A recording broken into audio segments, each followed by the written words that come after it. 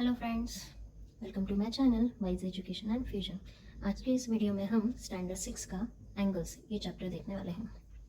Last chapter में हमने देखा कि लाइंस क्या होती है, पैरेलल लाइंस क्या होती है, करेक्ट। तो अभी हम देखने वाले हैं कि इसी लाइन से जो भी एंगल्स फॉर्म होते हैं वो कैसे होते हैं। जैसे कि यहाँ पे मैंने दो लाइन्स ड्रॉ की, आप देख सकते हैं, और मैंने इसे निकाले हैं।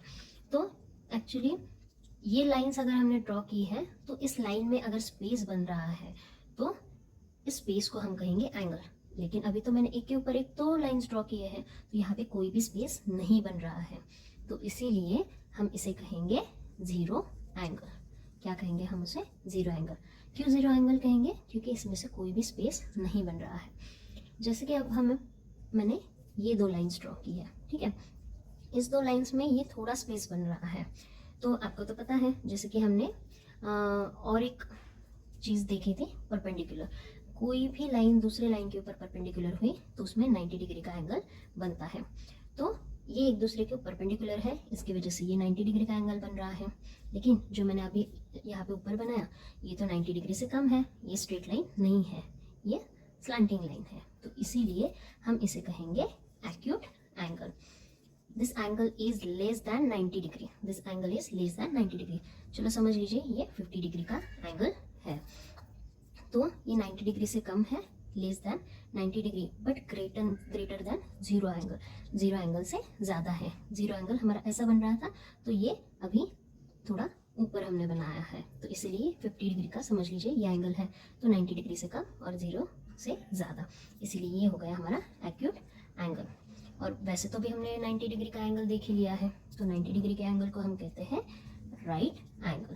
क्या हम कहते हैं? राइट एंगल या फिर 90 डिग्री एंगल। और एंगल्स को हम मेजर करते हैं डिग्रीज में, तो ऐसे हम उसको लिखते हैं। तो ये होगा हमारा right angle.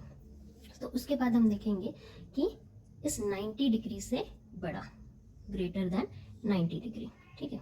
Greater than 90 degree समझ लीजिए ये 120 डिग्री का एंगल मैंने यहाँ पे बनाया है। तो ये हम प्रोटेक्टर से बना सकते हैं, डी से बना सकते हैं। तो इसके हिसाब से ये हमारा अगर 120 डिग्री का एंगल फॉर्म होता है तो हम उसे कहेंगे ऑब्ट्यूज एंगल। क्या कहेंगे? Obtuse angle. तो ऑब्ट्यूज एंगल हम इसे क्यों कह रहे हैं? It is greater than 90 degree, मतलब ये स्ट्रेट नहीं है, it is greater than 90 degree but less than 180 degree. अगर 180 डिग्री का एंगल हमें निकालना है तो ये पूरा एंगल हमारा 180 डिग्री का हो जाएगा। तो हमने ये 120 का ही निकाला था, इसीलिए less than 180 degree but greater than 90 degree, it is a obtuse angle. तो नेक्स्ट हमारा इसमें ही 180 डिग्री का एंगल भी हो गया, तो हम इसे रिप्रेजेंट ऐसे करेंगे 180 डिग्री का एंगल। तो 180 डिग्री के एंगल को हम कहते हैं स्ट्रेट एंगल। क्या कहते हैं? Straight angle. तो हमारा यहाँ पे बन गया zero angle, acute angle, right angle और ऑब्ट्यूज एंगल और स्ट्रेट एंगल। नेक्स्ट है हमारा greater than 180 degree. Greater than 180 degree हम उसे कहेंगे रिफ्लेक्स एंगल। हम उसे कहेंगे रिफ्लेक्स एंगल, ठीक है। तो ये हो गया हमारा रिफ्लेक्स एंगल, हम इसे ऐसे रिप्रेजेंट कर सकते हैं। It is greater than 180 degree, it is greater than 180 degree, इसलिए ये हो गया रिफ्लेक्स एंगल। बट ये 360 से तो कम है, क्योंकि हम यहाँ से अगर स्टार्ट कर रहे हैं तो हमारा पूरा एंगल तो बनेगा। आपको सर्कल के बारे में तो पता ही है, करेक्ट। तो सर्कल हमारा जो है वो 360 डिग्री का होता है, तो यहाँ पे हमारा पूरे एंगल बन रहे हैं, तो यहाँ पे अगर ख़त्म होगा तो वो होगा 360 डिग्री का एंगल। तो हमारा लास्ट एंगल होता है 360 डिग्री का एंगल, तो हम उसे रिप्रेजेंट ऐसे करेंगे। तो ये हो गया हमारा 360 डिग्री का एंगल, तो हम उसे कहते हैं कंप्लीट एंगल। क्या कहते हैं हम उसे? Complete angle. तो ये हमारे सारे एंगल्स हो गए। अभी हम इसके बारे में हमारा एक्सरसाइज देखने वाले हैं कि प्रैक्टिस सेट 2 में हमें क्या दिया है, ठीक है।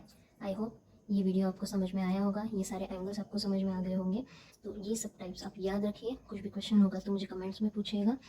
और अगर आपको ये वीडियो पसंद आए तो लाइक शेयर सब्सक्राइब ज़रूर कीजिएगा। हम मिलते हैं नेक्स्ट वीडियो में। Bye bye.